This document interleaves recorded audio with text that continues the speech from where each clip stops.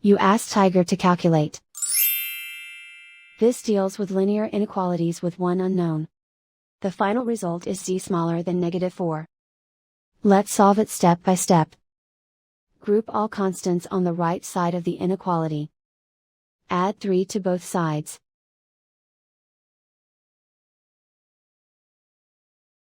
Group like terms.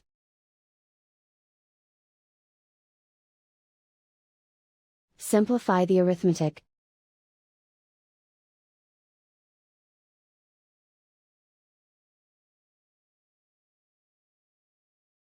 Convert the z into a positive number. Multiply both sides by -1. Whenever you multiply or divide by a negative, reverse the inequality sign.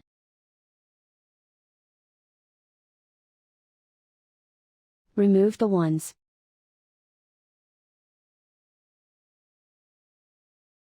Simplify the arithmetic.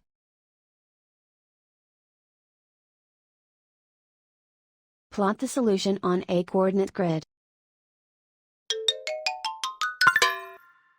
And so the final result is z smaller than -4.